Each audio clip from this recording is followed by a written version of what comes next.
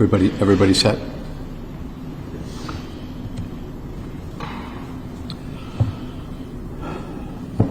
Defendant Shannon O'Connor preyed upon and victimized an entire community of children and their parents for years.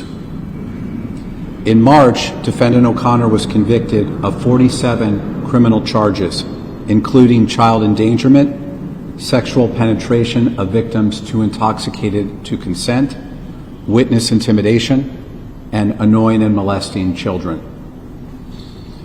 More than a dozen teenagers testified at the trial, which lasted for months, and also testified at the sentencing hearing, which lasted for 3 days. I listened to the testimony of several victims and their parents and heard these words and phrases over and over again. Predator, manipulated, groomed, hypersexualized, violated, betrayed, traumatized, isolated, intimidated, harassed, made me feel small, suffered severe anxiety and depression, contemplated suicide, not over it, lifelong impact, forever changed me, stole my innocence, took away my childhood. But I also heard resilient, strong, survivors. The judge sentenced defendant to 35 years and 10 months in jail and prison, the maximum allowed under the law. What did the defendant do? Defendant targeted and preyed upon middle school children, messaging them incessantly through Snapchat to befriend them and gain their trust. Defendant's constant grooming and manipulation of more than a dozen young teenagers and preteens led to countless sexual assaults of minors under her watch, along with her close observation and encouragement of these sexual assaults for her own sexual gratification. To facilitate these sexual encounters between children, defendant hosted weekly, chaotic, alcohol-soaked benders for more than a year, providing endless amounts of alcohol that dangerously endangered numerous young teens. We let them come in.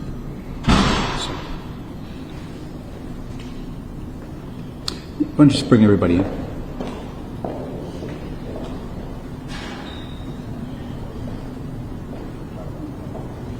Okay.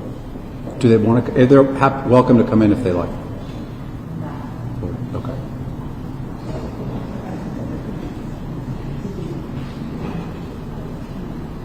Okay.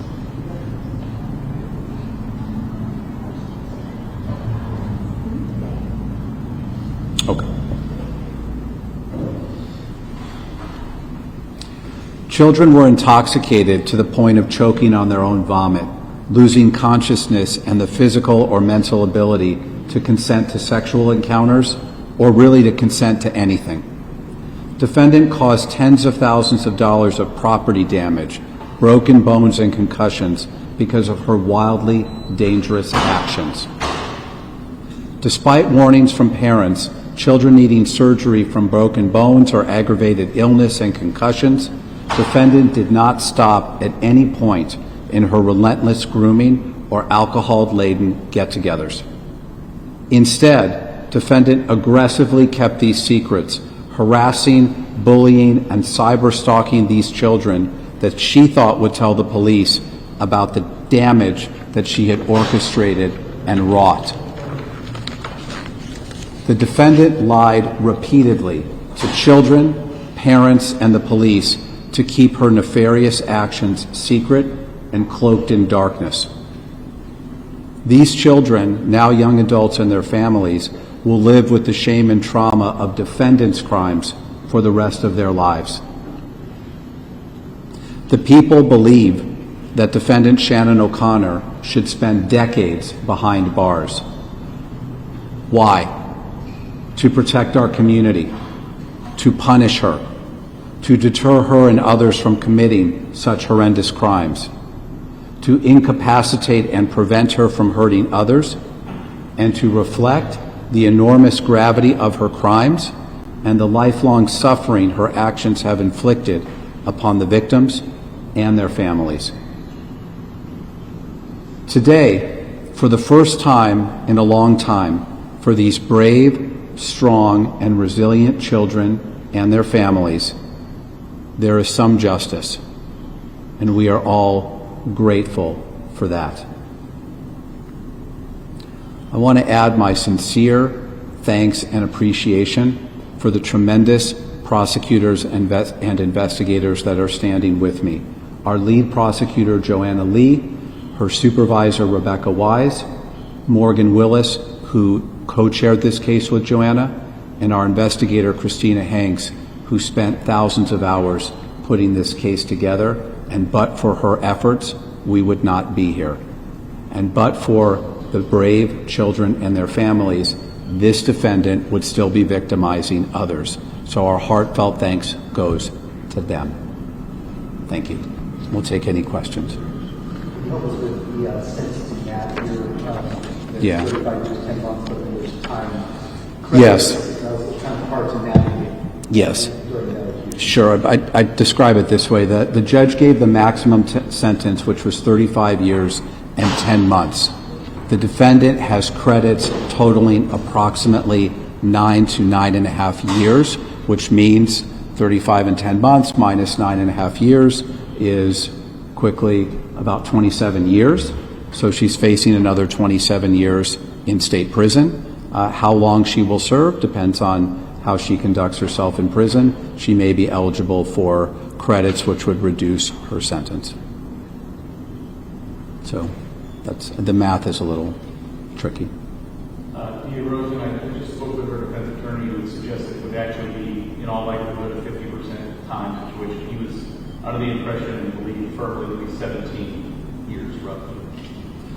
We'll see how many years she serves. She's eligible for credits, but those credits haven't been earned yet, and it's up to the Department of Corrections and Rehabilitation to determine those credits. So she has another approximately 27 years to do, and what credits she gets is something that the state prison will determine. How do you feel about the outcome of the case after all these years? This was an incredibly long process that began in 2019. But for these children, this conduct would continue to this day. It began to continue in another state. I think the judge's sentencing was very thorough and detailed, and the judge gave the maximum allowable sentence under the law, and we think that's appropriate for this defendant. Okay? All right. Thank you very much. Thank you.